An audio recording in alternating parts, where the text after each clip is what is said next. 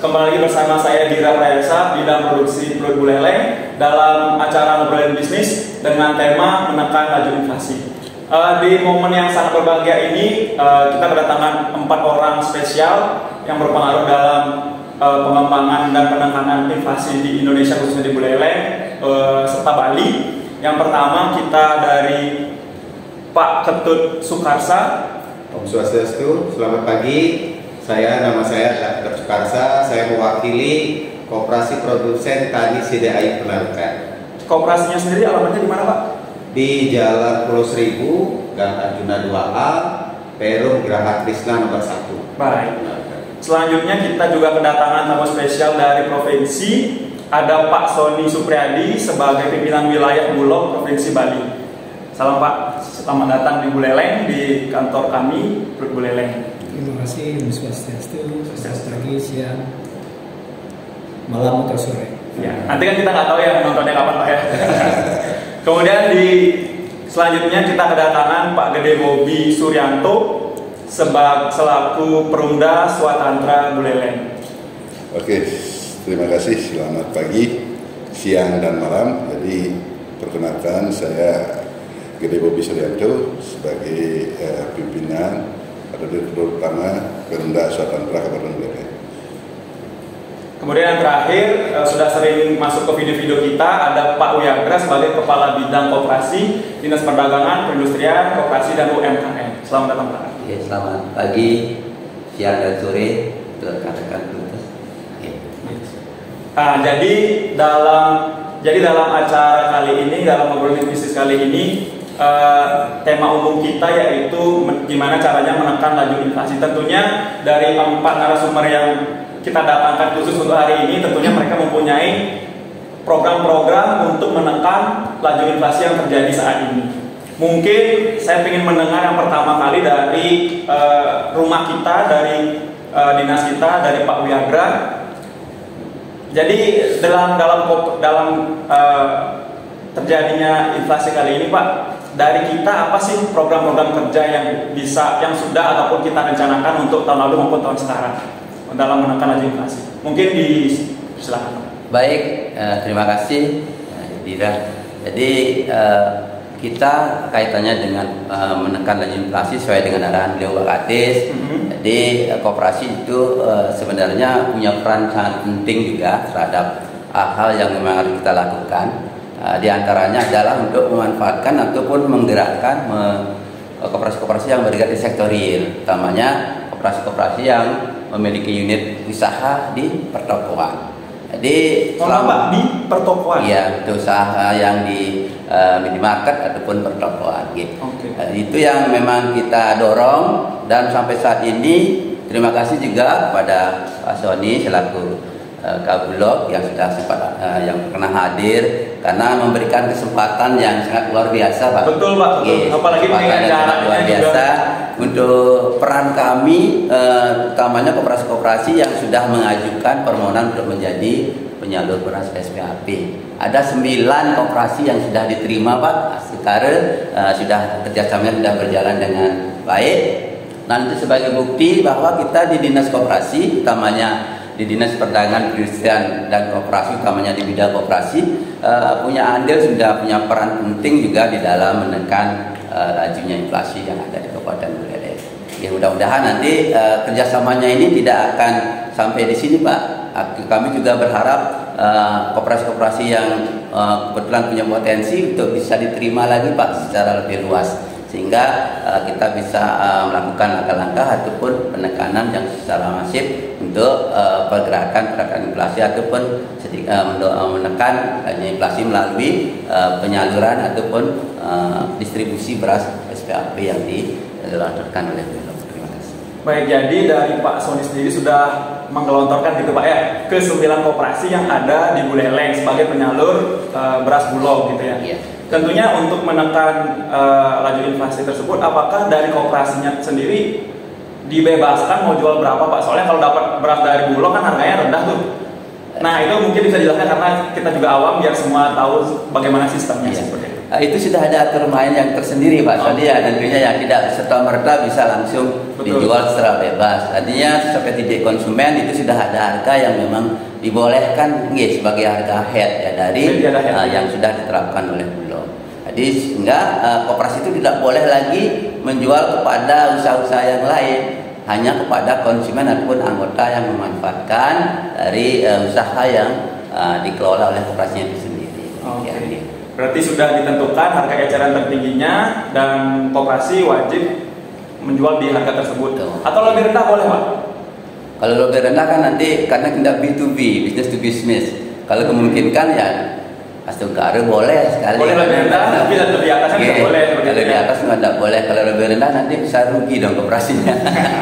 Mungkin persaingan masih juga kuat jadi.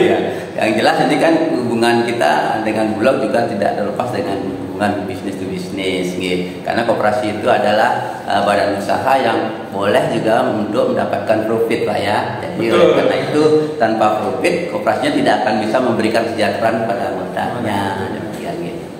Menarik sekali tadi, jadi kiat-kiatnya adalah menggerakkan koperasi-koperasi produsen dalam hal ini pertokoan-pertokoan. Jadi dengan banyaknya yang digerakkan artinya harga eceran tertinggi lebih tersebar gitu Pak ya. Kalau dibandingkan dengan masyarakat umum usaha kan mungkin tidak diatur ya. Tapi apakah beras Bulog sendiri masyarakat umum bisa menjual kembali?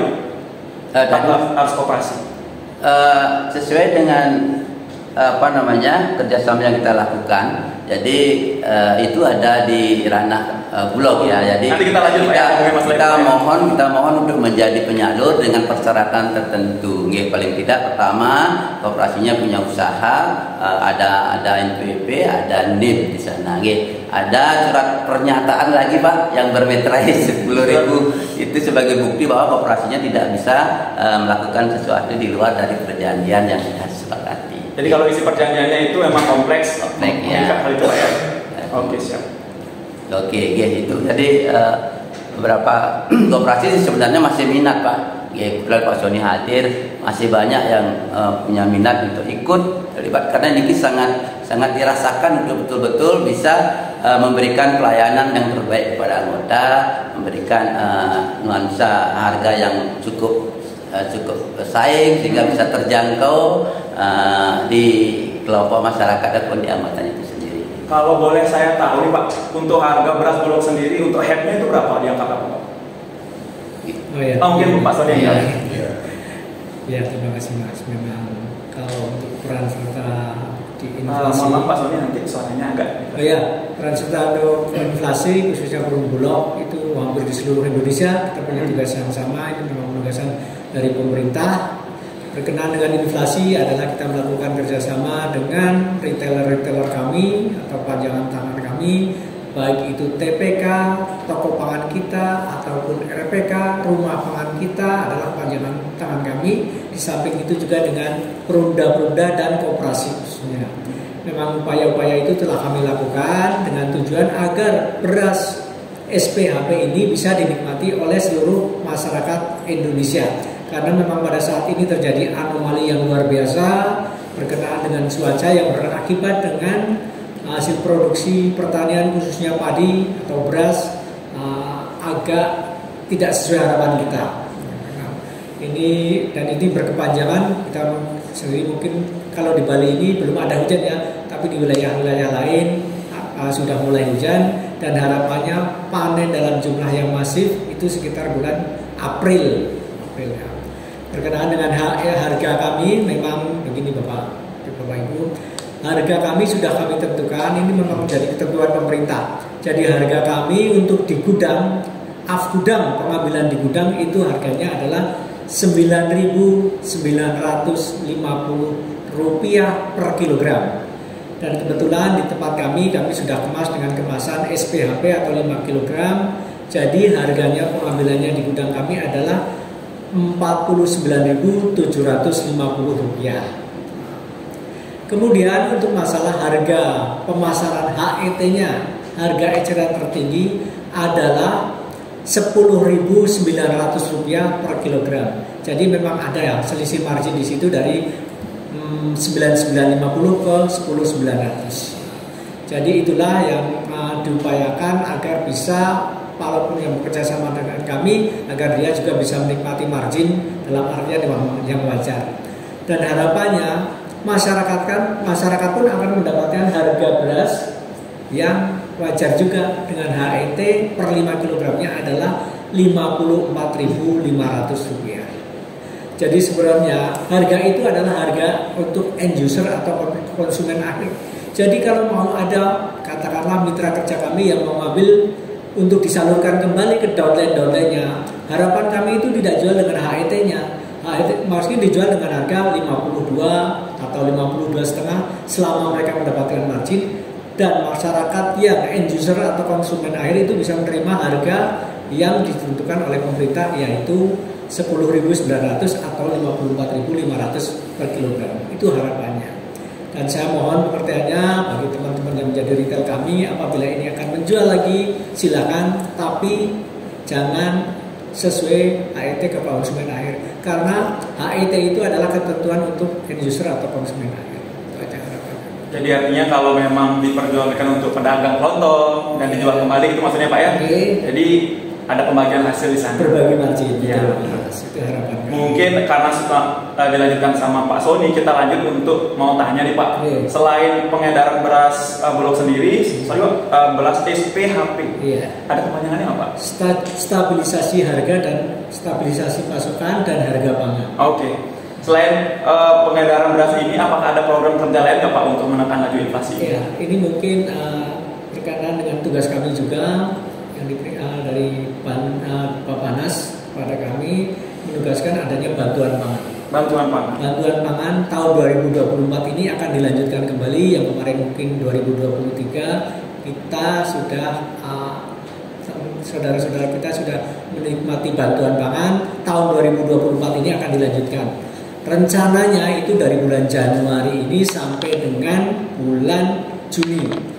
Nah, sementara ini kami mendapatkan informasi bahwa bulan Januari ini kita sudah mendapatkan angka, walaupun nanti mungkin sifatnya sementara, tapi akan kita upayakan, kita koordinasikan dengan masing-masing kabupaten kota untuk segera dapat menyalurkan bantuan pangan ini, yang masing-masing akan keluarga PBP istilahnya, penerima bantuan pangan akan mendapatkan masing-masing 10 kg per bulan. Untuk Kabupaten Buleleng ini sekitar 400, KPM-nya sekitar, PBB-nya sekitar 400 lebih lah. Memang ada kenaikan tapi tidak begitu signifikan, sekitar 0,1% dibandingkan tahun kemarin. Tapi rencananya akan ada kenaikan di Kabupaten Buleleng ini. Harapannya nanti kita bisa salurkan bersama, ini bisa berjalan lancar, kita bekerja sama. Yang tadinya kita transporternya atau pengangkutnya menggunakan JPL atau jasa prima logistik, mulai tahun ini, tahun 2024 ini, pengangkut atau transporternya adalah menggunakan, kita kerjasama dengan PT Pos Indonesia. Jadi nanti kita akan bekerjasama dengan PT Pos Indonesia untuk menyalurkan bantuan pangan ini. Ini adalah upaya pemerintah juga untuk menekan harga, khususnya memberi bantuan juga kepada keluarga penerima bantuan pangan agar mendapatkan akses pangan yang lebih mudah, dan ini gratis, tidak bayar. Ini adalah program pemerintah menghadapi situasi yang anomali ini seperti kondisi El Nino sekarang ini. Berarti untuk penerima bantuan pangan ini daftarnya sudah ada, tinggal dari infonya sekarang dari pos, tinggal menyalurkan ke daftar-daftar tersebut seperti itu ya. Takutnya nih Pak, ada yang mau dengan saya mau dong bantuannya gitu. Jadi untuk bantuannya sendiri itu sudah ada daftarnya, dan itu dari kalau dinas sosial Pak ya? Bukan dinas sosial, karena sekarang melalui Badan Pangan Nasional. Oh, dari Badan Pangan Nasional nanti di tingkat desa dengan Bapeda ya. Nah, itu informasinya ada di situ, Pak. Kami mendapatkan nama-nama itu dari pusat memang. Nanti kita koordinasikan dengan kabupaten kota melalui dinas yang menangani pangan. Baik. Ada lagi program kerjanya Pak dalam menekan laju inflasi ini Pak? Di samping itu kita untuk menstabilkan, dalam artian untuk menekan harga, dalam artian komoditi-komoditi itu memang bukan penugasan, tapi kami ikut berperan serta. Kami juga mempunyai gula pasir, kemudian minyak goreng. Harganya memang agak kompetitif dalam artian kita sama-sama komersil kalau itu bukan penugasan pemerintah. Jadi memang kami ada berhitung margin di situ. Tapi upaya kami adalah menekan jangan sampai harga itu terlalu tinggi. Jadi kami melakukan penjualan untuk mendapatkan untung, jadi untungnya masih wajar dalam artian. Baik, saya pribadi juga kalau mendengar kata bulog pasti langsung pikirannya beras. Ternyata ada minyak dan gula. Ada apa lagi Pak selain itu Pak? Sementara ini minyak dan gula. Jadi ketiga bahan itu yang disuplai oleh bulog seperti itu Pak ya. Baik. Mungkin ada lagi Pak programnya Pak? Dari yang pertama. Sementara ini masih itu. Masih itu, oke. Terima kasih Pak untuk informasinya yang sangat bermanfaat ini. Kemudian sebelum kita lanjut, mungkin Bapak bisa ada minuman atau snack bisa sambil santai aja Pak ya. Seruput dulu. Biar ya diseruput dulu Pak. Ya kita seruput.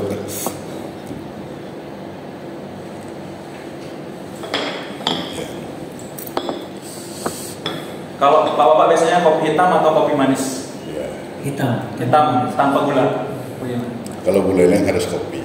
Kalau boleh. Ada kopi buleleng ada. Betul. Harusnya kita minta kopi kalau gitu. Nanti bisa diganti Pak kalau Bapak. Oke baik, kita mungkin dari selanjutnya kita mau dengar program-program dari Perumda Swatantra dari Pak Bobi. Mungkin kita persilahkan. Oke, terima kasih. Jadi terkait dengan topik hari ini, bagaimana peran koperasi, bagaimana peran Perumda. Blog tadi sudah dijelaskan di dalam hal bagaimana pengendalian inflasi daerah kabupaten kota maupun daerah Bali secara umum dan Indonesia secara menyeluruh. Jadi peran kami di Perumda Swatantra tentu bersama-sama dengan Perum Bulog sudah berjalan hampir 2,5 tahun. Kita kerjasama dengan Perum Bulog bagaimana di dalam TPID sendiri, tim pengendali inflasi daerah sendiri, yang dari tahun ke tahun kita selalu memerankan Perumda ini untuk intervensi harga.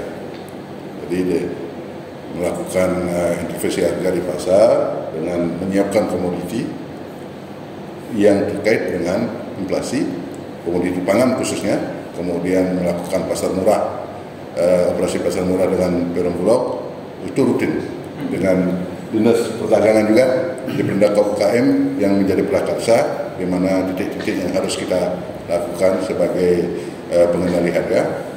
Kemudian di TPID sendiri ini tujuannya adalah satu, bagaimana harga di konsumen bisa ditekan dan konsumennya tersenyum. Terus yang kedua, bagaimana di petani, nah nanti akan saya jelaskan, petaninya juga bisa tersenyum. Ini yang susah kita di tengah-tengah ini sebagai pelaksana kegiatan di daerah, membuat petaninya tersenyum dengan harga yang diterima bagus, membuat konsumennya tersenyum dengan harga yang bisa terjangkau dan terkendali. Artinya mau beli mahal di petani, jual murah di konsumen. Itu yang tadi. Kanan kiri Pak ya. Nah, terus programnya yang kita lakukan bagaimana dengan koperasi ini, tentu kita sudah membangun yang namanya kerjasama tripartit. Kerjasama apa? Tripartit. Jadi ada kerjasama tripartit ini adalah kami di Perumda Swatantra dengan Koperasi Tani Sidayu yang bergerak nanti di hulu, kemudian dengan Bank BPD Bali, cabang Singaraja sebagai pendana. Itu tujuannya adalah program tripartit ini di mana melihat tadi sudah disampaikan oleh Bapak pimpinan Bulog, anomali El Nino ini nanti yang terjadi, bahwa problem solving yang terjadi di petani itu adalah terjadinya kekeringan, di mana sawah-sawah kita tidak bisa berproduksi dengan optimal. Jadi kendalanya adalah air. Nah itu nanti dijelaskan lebih lanjut oleh koperasi, karena di hulunya Koperasi Sidayu yang akan melaksanakan itu, bagaimana dia membina petani, mencari permasalahan, pokok permasalahan, membantunya mereka sampai mereka memiliki produksi yang bagus. Dan kemudian hasil produksinya nanti kita yang beli, Perumda Swatantra. Itu yang khusus sekarang yang tripartit ini adalah di padi, di gabah. Jadi tentu kita akan memberikan harga yang sesuai harapan petani dengan harga pasar rata-rata. Harga pasar rata-rata yang disesuaikan sehingga petani bisa tersenyum, bisa mendapatkan hasil yang banyak, sehingga mereka mampu kan kebanyakan sekarang petaninya itu penggarap. Petani penggarap, dia tidak memiliki sawah, cuman menggarap sawah. Bagi hasil saya Pak ya.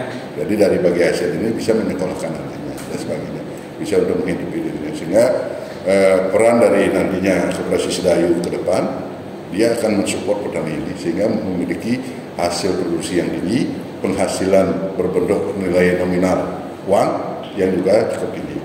Jadi itu yang bisa membantu mereka untuk meningkatkan derajat hidup mereka, kesejahteraannya juga. Terus Perumda Swadharata akan memberikan 4K kepastian. Kalau nanti di Perumbulok itu 4K-nya beda ya. Kalau 4K-nya di Swadharata adalah pertama kepastian produksi. Artinya dipastikan barangnya ada gitu. Pasti barangnya ada. Terus kemudian kepastian pembelian. Oke. Pasti laku juga ya. Kepastian harga. Nah, yang terakhir yang paling pentingnya kepastian bayar. Jadi tidak ada istilahnya nunggak-nunggak. Artinya ketika kita sudah dapat barangnya di petani, sudah ada gabah GKP-nya, langsung kita bayar. Betul. Apalagi kita ngomong sama petani, barangnya sekarang ke uangnya nggak ada kan bisa.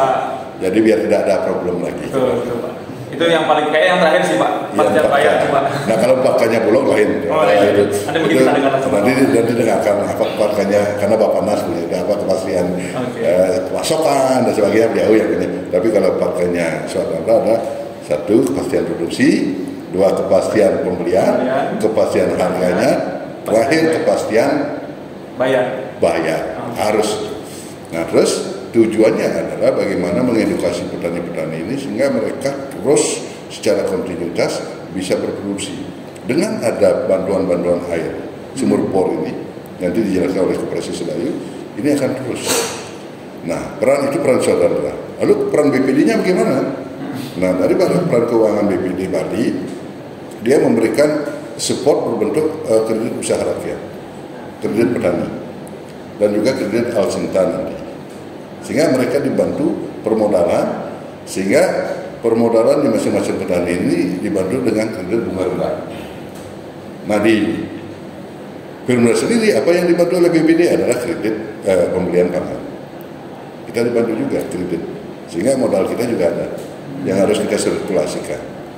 Jadi sama seperti kita kerjasama dengan Bulog, begitu kita PO ke Bulog langsung kita bayar. Nah beliau ada sini tetap ada. Karena kita mementingkan pasokan itu di Kabupaten Buleleng terus terpenuhi pasokannya sehingga tidak terjadi kelangkaan yang menyebabkan terjadinya harga tinggi. Karena kita akan supply itu terus akan kita lakukan. Kita pantau mana sih supply yang langka. Jadi kalau minyak kemarin kita dengan Bulog, beras juga dengan Bulog, gula juga sekarang dengan kita terpikir dengan Bulog juga. Sehingga apa-apa yang menjadi kelangkaan di pasar itu kita terus pantau. Sehingga tugas kami selaku tim pengendali inflasi daerah ini mampu memenuhi kebutuhan pasar yang bisa menekan dan mengendalikan harga. Itu perannya. Jadi tadi sudah saya sampaikan program kita ke depan yang kita akan fokuskan untuk penanganan hilirisasinya. Hulunya nanti di Koperasi Sedayu. Kita hilirisasi dari produk-produk pertanian khususnya di gabah. Nanti juga kalau gabah kita banyak, nanti kita kerjasama dengan Bulog lagi untuk penyerapan gabah.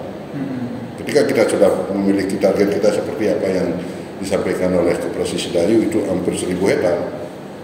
Kalau per hektarnya bisa kita edukasi. Ya, kalau sekarang kan rata-rata 6-7 ton ya. 6-7 ton per hektar. Nanti kita edukasi dengan benih-benih yang bagus yang memiliki produksi 9-10 ton per hektar. Dan itu sudah kita carikan terobosan-terobosan itu dan kita akan uji cobakan di Buleleng. Kalau sampai 9-10 ton per hektar, itu sekali panen kalau 1.000 hektar bisa dikelola, yang kita bisa bina 9 juta. Berarti kan punya 9.000 ton itu jumlah besar per 4 bulan per satu kali panen. Itu mungkin bisa nanti akan kita kerjasama dengan Bulog untuk penyerapan. Jadi tidak lagi gabah itu keluar daerah. Kita akan usahakan petani menjualnya ke kita dengan cara membangun chemistry, mulai dari awal dia kepentingannya untuk apa sih problem solvingnya, pembiayaan sampai kita penyerapan, sehingga kita bisa mendapatkan pasokan gabah itu rata-rata sekali panen itu 1.000 hektar atau sekitar dari koperasi Sidahayunya. Iya, nanti koperasi yang akan membina pelan tapi pasti. Dan serta-merta kita bisa 1.000, ya, betul. Tapi dari 50 menjadi 100, menjadi 150, sehingga target 1 tahun, 2 tahun ke depan ini kita sudah memiliki 1.000 ya, 2 tahun ini. Ini memang sulit sekali kita untuk membangun chemistry ini, ya. Karena mereka sudah terbangun dengan pihak yang lain dulu, para tengkulak dan sebagainya. Terus yang ketiga, kita tidak akan mematikan pengusaha-pengusaha beras di Buleleng. Kita tetap kerjasama dengan mereka, cuman kita memang agak sedikit mengurangi rantai pasok. Artinya dipotong. Ya, kita akan agar petaninya lebih mendapatkan harga lebih bagus untuk meningkatkan kesejahteraan mereka.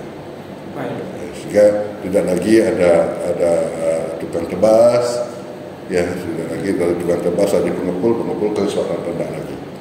Kita dari koperasi langsung ke petani, langsung masuk ke Swadandra, sehingga harganya tinggi dia. Begitu. Baik Pak Wahid, ini programnya lumayan banyak Pak ya, dan semua sudah dilaksanakan untuk menekan laju inflasi ini. Sudah kita laksanakan. Banyaknya adalah bekerjasama untuk pengembangan di hulu dengan koperasi yang saat ini baru Sidahyu aja Pak ya, berarti ya, koperasi produsen. Rencana kita memang koperasi Sidahyu sebagai role modelnya nanti. Ketika nanti sudah ini, kemarin kita sudah sempat juga dengan beberapa kepala desa berbekal yang nantinya kita bangun di masing-masing potensi yang ada. Salah satunya tukang unggul, umpamanya ada sawahnya yang luas, siapa yang beli, kemana arah gabahnya selama ini. Nanti kita akan kumpulkan surat-suratnya, bagaimana kita bangun mereka. Seperti tadi disampaikan. Nanti lebih hulunya dijelaskan oleh Pak pimpinan koperasi ya, Pak Tut, ya beliau yang lebih tahu hulunya. Kalau saya hilirisasi. Mumpung nyambung ini kita lanjut aja Pak ya. Terakhir ke Pak Ketut Sukarsa dari koperasi pendiri koperasi Sidahyu. Yang mau saya tanyakan dulu, udah berapa tahun ini Pak koperasinya Pak? Nah di koperasi ini gagasannya sih sudah 3 tahun. 3 tahun, tapi kami baru wujudkan. Saya terima kasih sama Pak Made sudah. Saya sampai dulu Pak ya. Ya silakan. Dari dibantu perizinan untuk pendirian koperasi produsen ini. Jadi ini umur koperasinya sekarang sudah jalan 2 tahun. 2 tahun.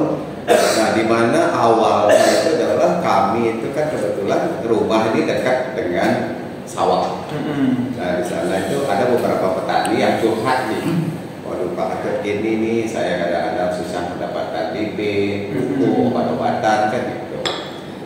Habis itu saya mengatakan bahwa kalau mungkin 1-2 orang mungkin kami bisa bantu nih secara pribadi, tapi kalau puluhan atau ratusan petani ini rasanya kami sulit. Jadi awalnya adalah keresahan di sekitar Pak ya, tetangga susah mendapatkan bibit, pupuk, obat-obatan gitu. Nah habis itu saya berpikir bahwa kebetulan nih saya punya gudang di belakang rumah yang tidak saya fungsikan. Saya kumpulin beberapa petani dan prajurus subak. Gimana kalau kita bikin wadah gitu. Akhirnya kami diskusi dengan Pak Hadis waktu itu, Pak Made, dan beliau menyarankan adalah kalau memang konsentrasinya adalah di hulu seperti itu, namanya koperasi produksi kan gitu. Nah akhirnya kami bentuk, jadi kami dirikan koperasi itu grand openingnya kemarin tanggal 15 September 2022. Itu pendirian resminya koperasi. Nah memang konsentrasinya kami itu adalah di hulu, gitu. Jadi kami membantu petani dari kesulitan yang paling dasar nih, yang kami rasakan sekarang adalah masalah kebutuhan air. Di Subak yang seputaran daerah tempat tinggal saya itu bahwa untuk di persawahan itu cuma mampu bercocok tanam padi itu paling amannya adalah di musim hujan. Jadi masih aturannya kan sebenarnya setahun itu 3 kali. Iya. Jadi namanya Desember, nanti panennya Maret mungkin nanti olah lahan lagi, tanam lagi, 4 bulan lagi ya, gadon pertama terus sama gadon kedua. Jadi di situ ternyata kan di gadon pertama itu yang di musim tanam kedua itu kadang-kadang kesulitan air kan. Apalagi bibit pertama tanam kan harus basah dulu ya.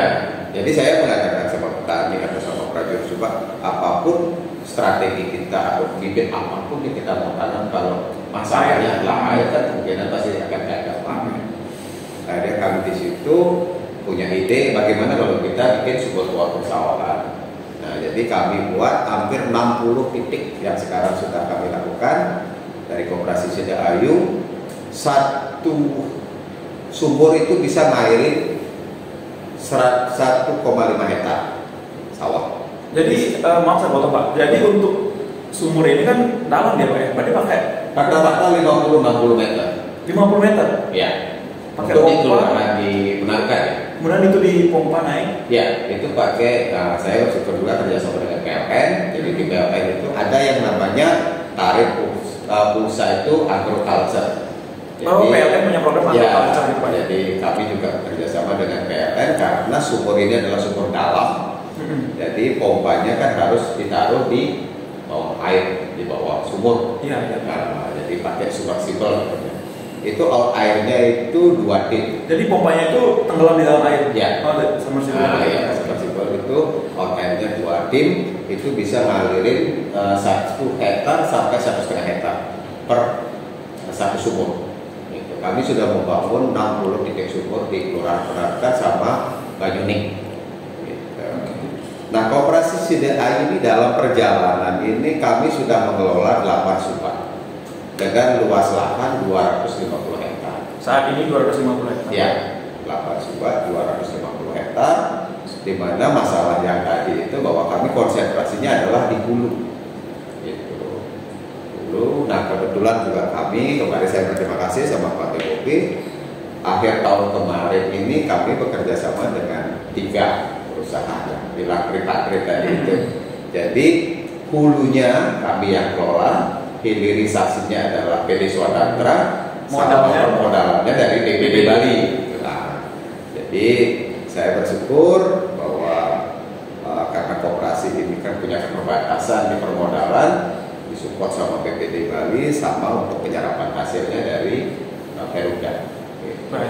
Nah, jadi ke depan ini 2024 ini dengan adanya kerjasama tripartit ini kami kejar nih untuk pengelolaan 1.000 hektar lahan di Kabupaten Buleleng. Targetnya adalah 1.000 untuk Kabupaten Buleleng. Nah, jadi kan kalau tidak salah kemarin data di Buleleng katanya untuk lahan basah itu 10.000 hektar. Kalau kami mengelola 1.000 hektar ini rasanya masih 10% realistis ya gitu. Nah, di kesempatan yang lain ini juga mungkin kami juga menyampaikan kepada subak-subak yang belum bekerja sama mungkin atau belum punya link kerjasama itu, kami mungkin juga mengundangi gitu. Kalau mau nanti mungkin dengan programnya Koperasi Sida Ayu, mohon nanti mungkin akan kami kasih alamatnya. Jadi di mana nanti program-program itu adalah apapun masalah hulu, kendala di hulu untuk petani itu kami punya solusi.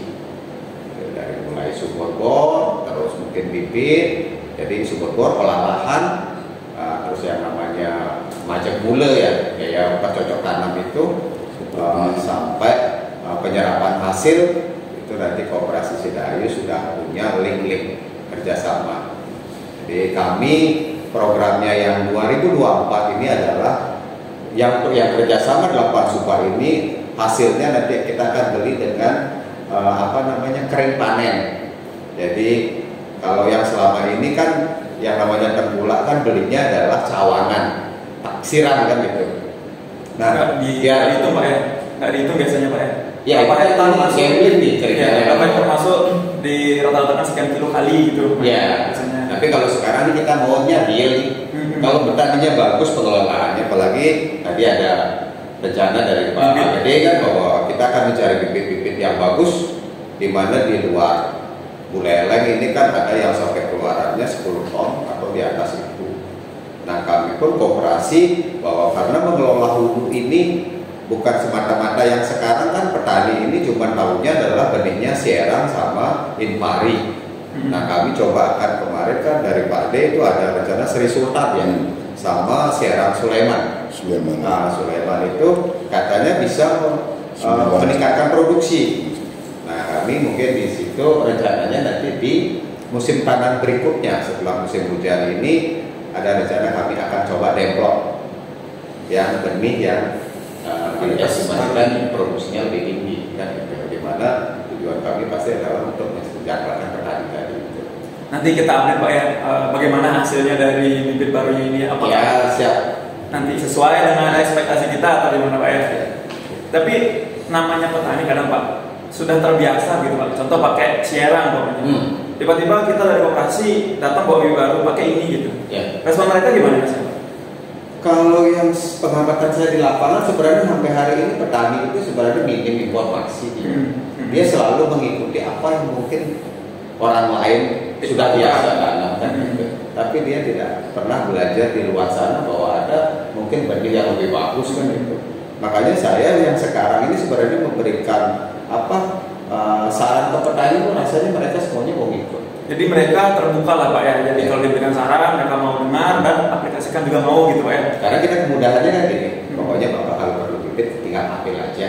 Nanti banyaknya juga panen kok. Jadi dia tidak perlu bingung. Secara detail mereka karena tidak mempermasalahkan jadinya Pak ya. Jadi kan poinnya gini, Pak ambil di koperasi seluruh kebutuhan taninya itu, nanti hasilnya juga kami pastikan dibeli seperti yang tadi Pak D bilang. Kan jadi pasti akan dibeli. Jadi kalau petani itu apapun disuruh nanam, yang pasti dibeli dia mau. Tadi yang dibeli itu adalah yang sudah gabah kering berarti Pak. Ya. Berarti untuk proses panennya itu dilaksanakan oleh petani sendiri. Dengan kita semuanya. Pokoknya dia sama koperasi juga, tapi memang real dihitung keringnya berapa berapa. Jadi kita timbang di tempat di lapangan ya, di sawahnya. Baru kalau bahasa Bali kan melantik Pak. Dapat gabah basah kan Pak? Ya. Itu ditimbang berarti? Ya, kan ada aturan nih yang namanya panen itu 95 hari itu sudah mulai boleh panen. Umur padi ya, umur padi musim tanam itu. Kan aturan musim tanam itu kan 105 hari. Gitu. Dari 95 itu sudah boleh dipanen. Lihat nanti perkembangan di lapangan seperti apa.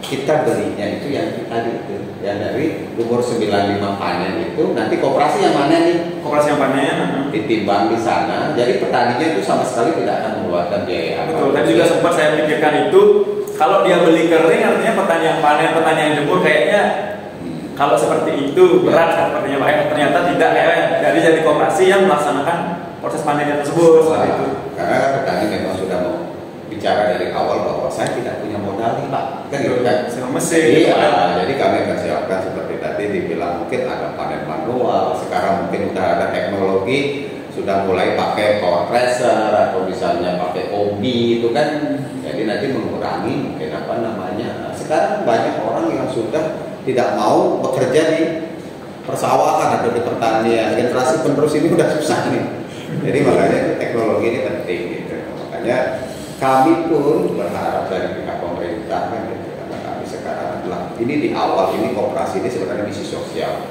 jadi membantu para petani untuk menanggulangi kesulitan mereka di dalam aktivitasnya dia bercocok tanam. Harapan saya ini kan mungkin nanti di pemerintah gitu bahwa alat-alat pendukung untuk pengelolaan hulu ini mudah-mudahan menjadi perhatian buat kami juga di koperasi kan gitu. Karena alat-alat teknologi yang ini kan harganya rata-rata mahal. Betul. Gitu. Nah, kami berharap support dari pemerintah. Gitu. Karena untuk mengejar 1000 hektar ini, kalau saya asumsikan seperti tadi bahwa Pak D, mungkin kita akan dapat benih yang bagus, misalnya bisa keluaran 9 sampai 10 ton. Kalau 1000 hektar ini bisa dapat 9 juta sampai 10 juta ton untuk gabah ya. 9.000. 9 juta Pak. Kali 3. 9.000. 9 per panen kali 3 lagi berarti Pak ya? Kalau 9 juta kilo, 9 juta kilo, 9 juta sampai 10 juta kilo gabah. Jadi benar 9.000 sampai 10.000 ton. Nah harapan saya kalau misalnya keluarannya itu angka paling jelek itu 50%, berarti 4.500 ton yang saya kirakan rencana ini apa ya, target dari koperasi. Mudah-mudahan ini bisa mengamankan pasokan kebulan atau apa namanya kebutuhan di Kabupaten Buleleng. Nah, itu mungkin ya dari kami koperasi sudah kesempatan ini saya sampaikan.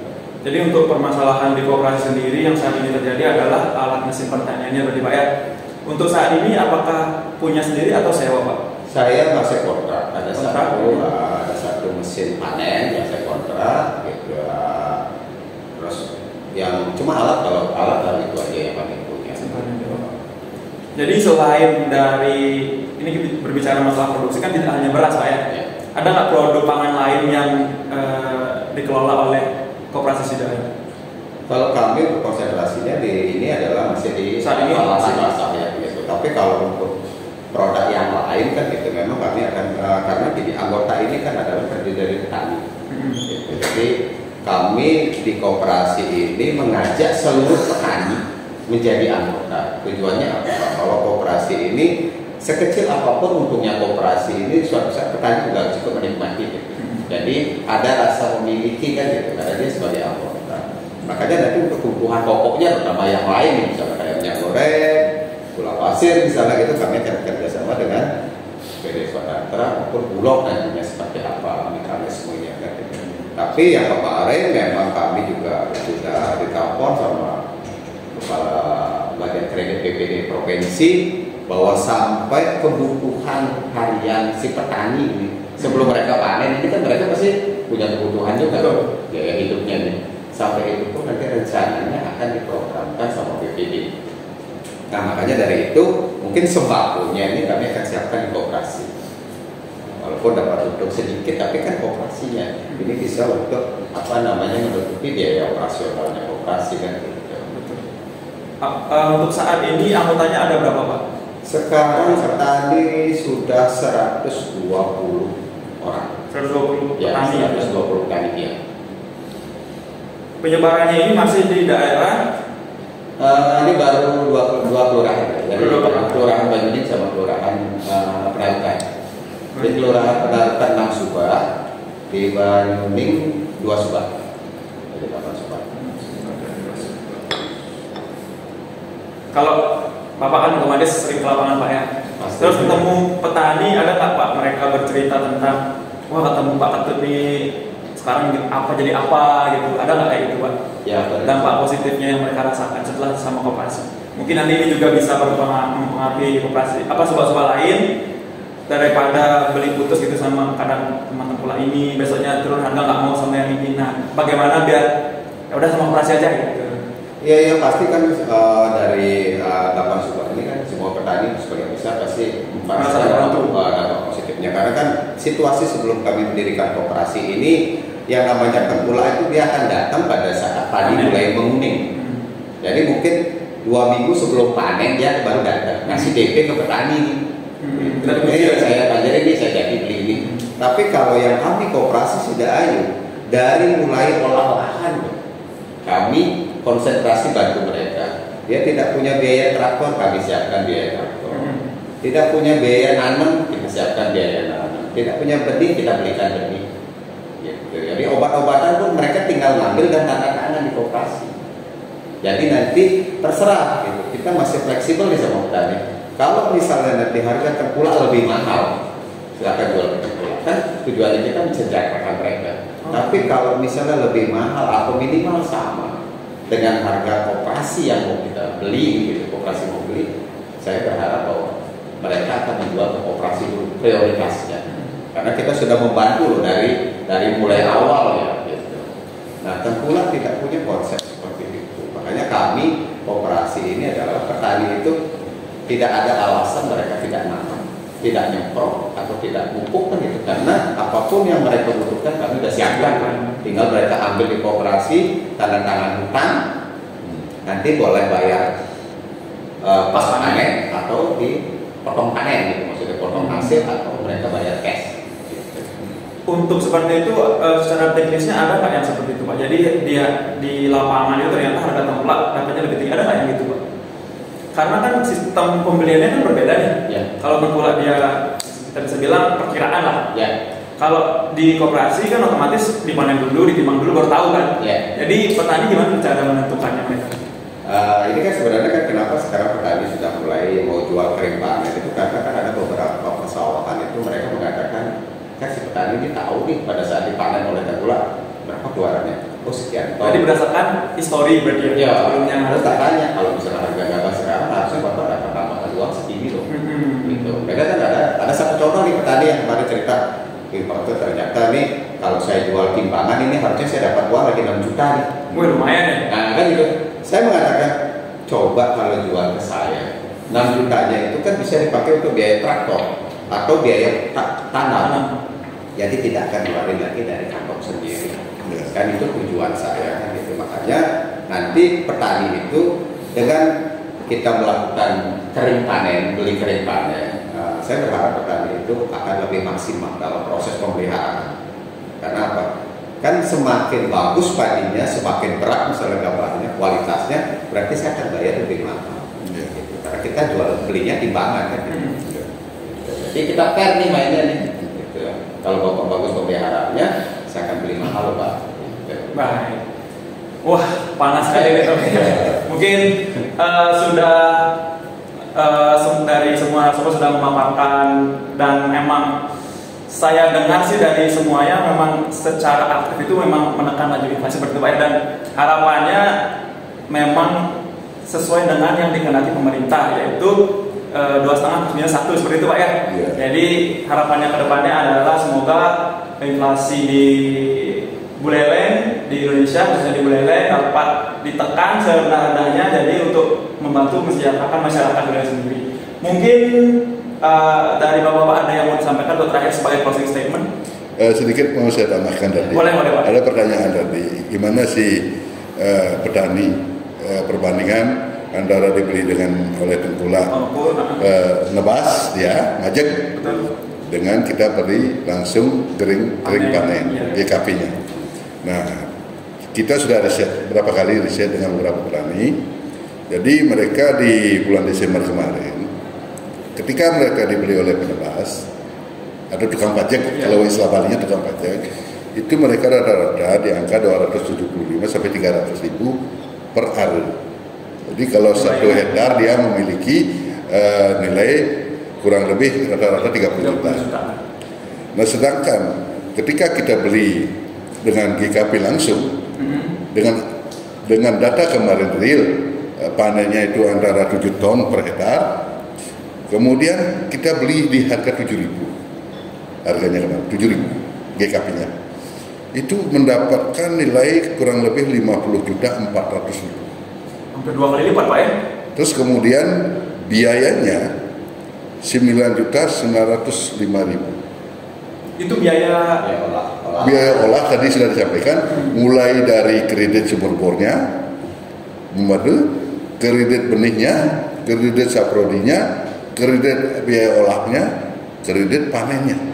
Artinya panen itu kan pakai kombi, pakai biaya dia. Betul. Jadi bersihnya dia dapat 35.495.000 per hektar. Sudah bersih.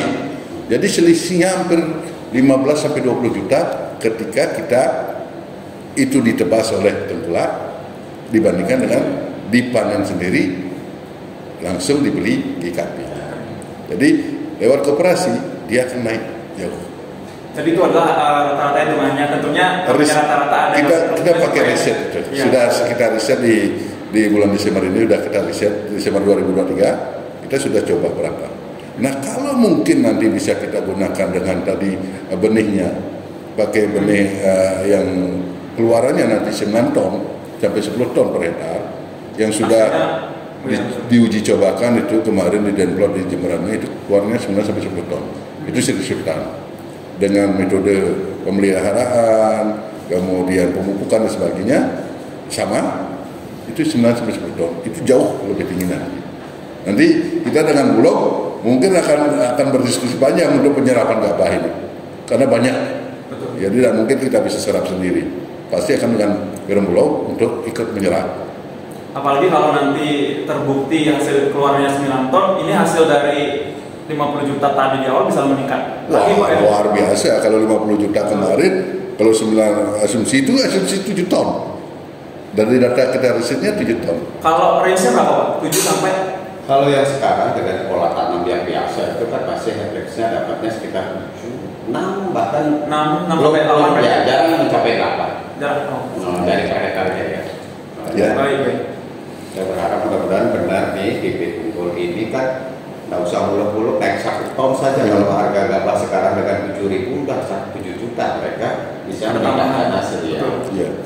Karena pemerintah mesti harus, kemarin kan memang ditekankan kita bagaimana kita bisa meningkatkan produksi pangan ini di era ke depan. Jadi bukan hanya beras, tapi bawang juga. Jadi ada cabai juga yang menjadi penyebab inflasi ya Pak. Cabai berulang tahun setiap tahun. Nanti mungkin saja dari Koperasi Sedayu mungkin ketika 1 kali tanam padi, kemudian nanti selingannya cabai, mungkin bawang yang beras. Nanti itu bisa diatur. Mana-mana pola-pola tanam itu yang bisa kita atur sehingga semua terisi kebutuhan kita. Dan kita akan mendiskusikan terus dengan Koperasi Sedayu dan petani juga coba-coba juga kita akan berdiskusi dengan Perumbulok ke depannya ini, karena kita di TPD banyak beban berat kita adalah stabilisasi harga ini. Yang tadi sudah konsepnya adalah petani tersenyum, konsumen tersenyum. Jadi itu pola yang berat itu. Jadi Pak mungkin Pak pimpinan Bulog bisa menambahkan bagaimana caranya ke depan itu. Beliau kan langsung dengan secara nasional penanganan. Kalau kami lokal, sektoral, artinya di kabupaten kota. Nah, walaupun kita kerjasama juga dengan daerah-daerah lain, kabupaten lain untuk pasukan-pasukan itu. Baik. Tapi lebih mengglobal adalah Bappenas dan Perumbulok. Mungkin dari Pak Sony ada sedikit untuk penutup kita hari ini. Oke. Ya, Pak, seperti yang tadi disampaikan, Pak, jadi memang kami juga punya tiga pilar kami adalah ketersediaan, bahwa barang itu harus tersedia. Memang kami menyediakan khususnya beras, memang kami harus menjaga ketersediaan beras di seluruh wilayah Indonesia, bukan cuma di Buleleng, di seluruh wilayah Indonesia. Ketersediaan dan keterjangkauan masyarakat akan mendapatkan akses untuk mendapatkan beras itu dengan cara yang lebih mudah. Hampir di seluruh wilayah kita upayakan agar bisa itu mendapatkan beras Bulog seperti yang kita lakukan melalui SPAP dan UMAM itu. Kemudian yang ketiga adalah keterjangkauan, stabilisasinya, dan itu memang sudah dilakukan oleh pemerintah pusat. Seperti yang saya sampaikan tadi, SPAP harganya itu sangat murah untuk kondisi sekarang ini. Karena di sini sekarang kalau lihat pasar lokal beras mungkin harganya di atas 13 sampai 14 ribu. Sementara kita jual di angka 10.900. Dan kualitasnya memang cukup bagus karena ini bahwa itu kalau secara kualitas, karena perbedaan kualitas untuk beras adalah cuma di butir patah atau broken. Itu butir patahnya 5%, jadi itu udah masuk kualitas premium. Kami jual dengan harga medium. Itu sebagai informasi kepada masyarakat bahwa beras kami memang bagus premium, walaupun kita jual dengan harga medium. Kemudian selain penugasan tadi, kita memang kita kemarin sudah melakukan upaya-upaya, kita juga menjual daging kerbau sebagai alternatif buat masyarakat untuk mendapatkan protein hewani sebagai daging kerbau, Pak. Daging kerbau. Mungkin masyarakat Bali kurang masih agak awam ya. Tapi sebenarnya ini sudah di tempat lain sudah jadi alternatif pilihan untuk masalah protein hewani, dan di tempat lain itu laris. Mungkin karena di sini awal ya kami menggunakan daging kerbau. Memang itu impor dari India, dan itu memang itu istilahnya diternak, bukan liar, itu kami lakukan di sini. Kemarin kita sudah 5 ton itu habis, 10 ton tahun kemarin. Nah ini awal tahun ini kita mendapatkan perintah lagi dari pusat, kita mendapatkan perintah logistik untuk mendapatkan daging kerbau sebanyak 5 ton. Biasanya ini pada saat galungan kuningan itu serapannya luar biasa. Apalagi nanti kita juga akan menghadapi hari besar umat muslim, yaitu hari raya. Nah, itu juga kesempatan kami untuk melakukan upaya-upaya pemenuhan pada masyarakat mengenai protein. Itu tambahan saya. Semoga ini semua berjalan lancar dan masyarakat bisa menikmati harga yang wajar walaupun dalam kondisi-kondisi memang anomali yang seperti ini, tapi pemerintah sudah berupaya untuk menekan atau untuk menstabilkan harga dan masyarakat bisa mendapatkan akses pangan secara mudah dan murah. Pak Made mau ada tambahan sebelum kita tutup? Baik, terima kasih. Jadi ini dari sisi pembina barangkali perlu yang kerjasama yang sudah dilaksanakan tidak hanya kepada Koperasi Tani Sidayu, Pak. Kebetulan Pak D dari Perumda Swadandra sudah hadir di sini dan memang sudah melakukan kerjasama kepada Koperasi Sidayu yang tadi juga disampaikan sebagai role model Pak D ya. Mudah-mudahan nanti karena koperasi kita seperti yang disampaikan di awal, kan banyak koperasi-koperasi sektorial yang bergerak juga yang punya potensi seperti KUD yang sekaligus dia sudah punya RMU Pak D. Jadi pola-pola ini diparkirnya dikit biar bisa dikembangkan pada koperasi-koperasi yang lain sehingga keberadaan lembaga kita koperasi betul-betul bisa memberikan nuansa yang positif lah kepada pelayanan kepada anggotanya sendiri untuk masyarakat. Di samping juga kita punya peran juga untuk ikut stabilkan harga untuk menangani inflasi yang kita alami. Mudah-mudahan ini menjadi sesuatu yang betul-betul nanti untuk keberpihakan pada koperasi Pak D. Jadi nanti untuk BPD-nya barangkali dari pimpinan akan selalu melakukan koordinasi supaya kerjasama yang baik ini bisa diketok-tularkan pada koperasi-koperasi yang ada di wilayah kerja binaan kami di Kabupaten Buleleng. Karena jujur koperasi itu masih banyak yang perlu dorongan, banyak yang perlu support, terutama di permasalahan klasiknya yaitu adalah permodalan. Nah itu. Jadi kalau memang sisi permodalan bisa ditindaklanjuti atau dikerjasamakan atau bisa difasilitasi dari pihak perbankan yang tentunya dengan kerjasama yang saling menguntungkan lah. Kali itu terutama untuk Pak Bulog juga Pak Sony, kami juga sangat berharap memang ini kerjasama kita seperti yang sudah kita lakukan tentunya dengan kerjasama yang lebih lah daripada koperasi lain, tidak hanya 9 koperasi karena kami punya 50 koperasi yang memang betul-betul bergerak di sektor yang ada kegiatan di sektor itu harapan kami sebagai pembinaan dan terima kasih sudah betul-betul bisa membantu utamanya di kegiatan-kegiatan yang ada di binaan kami tentang koperasi itu harapan kami ke depan. Kerjasama ini akan kita tetap lanjutkan, tetap kerjasama ini kita pupuk dengan baik, kita jalin dengan baik demi kemajuan ekonomi di wilayah kerja kita. Terima kasih. Baik, mungkin demikian closing statement dari narasumber kita hari ini. Dan untuk Sobat Kultas, sampai jumpa di Ngobrolin Bisnis selanjutnya. Terima kasih.